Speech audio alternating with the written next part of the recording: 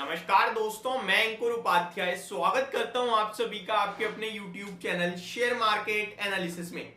आज बाजार ओपन नहीं है, लेकिन आज सारे मार्केट के लोग, सारे भारत के लोग एक चीज को लेकर पूरी तरीके से अटेंशन पे कर रहे हैं और वो है स्टेट इलेक्शंस के रिजल्ट्स। और एग्जिट पोल में जो चीज सामने आई थी उससे भी बेहतरीन नंबर्स आते हुए दिख रहे हैं सामने। तो एक एक करके सारी चीजें शुरू करता हूं, कवर करता हूं। अभी बहुत ही अर्ली स्टेज है ये, अभी 10:34 का समय हो रहा है, ऑलमोस्ट 2.5 घंटा हो गया है रिजल्ट शुरू हुए। और माना ऐसा जाता है 10:30 बजे तक जो स्थिति होती है ना, फिर उसमें ज्यादा बदलाव नहीं होता है। फिर आपके लिए वही एक तरीके से ठीक है, वो शुरुआती रुझान नहीं रहा है। ये 10:30, 10, 11 बजे के करीब तक जो आपके लिए आ जाता है ना नंबर स्क्रीन पे कि किसकी तरफ से कितने, वो फेर बदल फिर मुश्किल ही होता है कि उसकी पार्टी अभी तो आगे चल रही थी, बाद में वोटिंग गिनती में आगे निकल गई। ऑलमोस्ट मैक्सिमम वोट्स इस समय तक काउंट हो जाते हैं। तो अब इस समय की सिचुएशन क्या बन रही है, कौन जीतता हुआ दिख रहा है, कौन आगे आ रहा है और बाजार के लिए कितना फायदेमंद है, इसी को इस वीडियो में कवर करने वाले हैं। शुरू करते हैं बिना किसी देरी के, एक एक करके सारी चीजों को कवर करना। तो देखिए भैया, स्टेट इलेक्शन पहली बात तो उतना इंपॉर्टेंट नहीं था जितना हम लोगों ने सोचा है, पहली कल ही बताया था मैंने। लेकिन पॉजिटिव तो पॉजिटिव है, और नेगेटिव होता तो क्या बोला था मैंने कि एक दिन मैक्सिमम गिरावट होगी, वो भी मंडे, और ट्यूसडे आपको बाउंस बैक आ जाएगा। ट्यूसडे नहीं तो वेंसडे आ जाएगा, क्योंकि मार्केट वेट कर रहा है जनरल इलेक्शन 2024 जो होने वाले हैं उसका।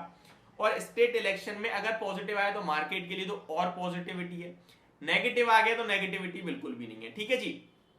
अब मार्केट ऑलरेडी अनुमान लगा रहा था 2-2 का, लेकिन यहां पे एक अलग ही चेहरा सामने आ रहा है। यहां पे आपके लिए आज बहुत तंगड़ी चीज सामने आ रही है।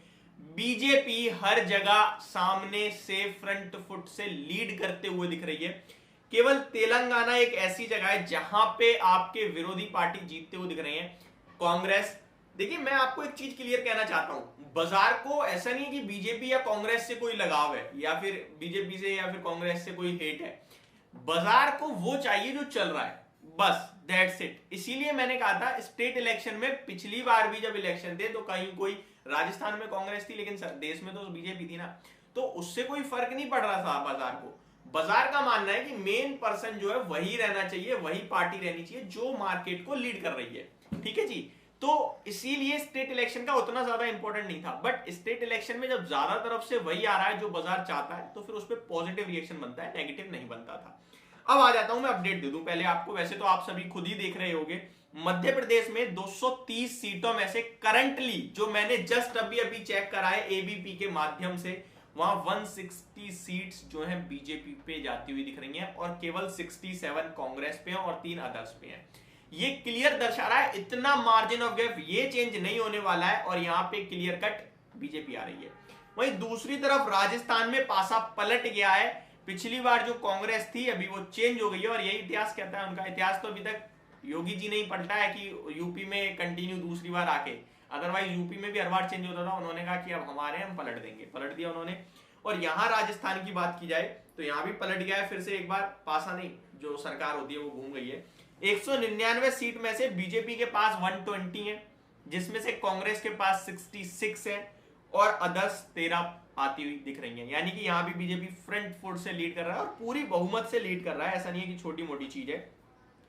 छत्तीसगढ़ में थोड़ी कांटे की टक्कर दिख रही थी, अभी भी है, मैं इस पे कंफर्मेशन नहीं दूंगा, लेकिन 2 जगह से तो बीजेपी पूरी तरीके से डन दिख रही है। छत्तीसगढ़ में अभी थोड़ा ज्यादा लीड ले ली है बीजेपी ने, थोड़ी देर पहले तो ज्यादा कांटे की टक्कर थी।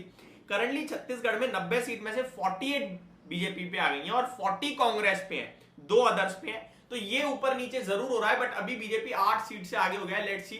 और वो भी मतलब छोटी सीट का एक जगह है जहां से मेरे को लगता है यहां भी लीडरशिप आती है तो 3 हो जाएंगी, जो बाजार को बहुत पसंद आने वाला है।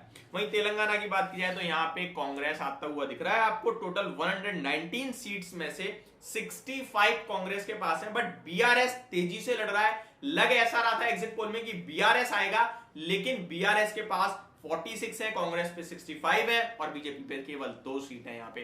तो देखने वाली बात यह कि अब बीआरएस ऊपर आएगा या नहीं आएगा, क्योंकि यहां तो बीजेपी की उम्मीद पहले से ही बाजार में थी ही नहीं, बीआरएस की थी, बट बीआरएस की जगह कांग्रेस आ रहा है, ये थोड़ा सा चेंज है। बाकी तो ऑलमोस्ट एग्जिट पोल जैसा दिखा रहा था वैसे ही, बट एग्जिट पोल क्या कह रहा था, कांटे की टक्कर है, यहाँ तो बिल्कुल सुपड़ा साफ दिख रहा है।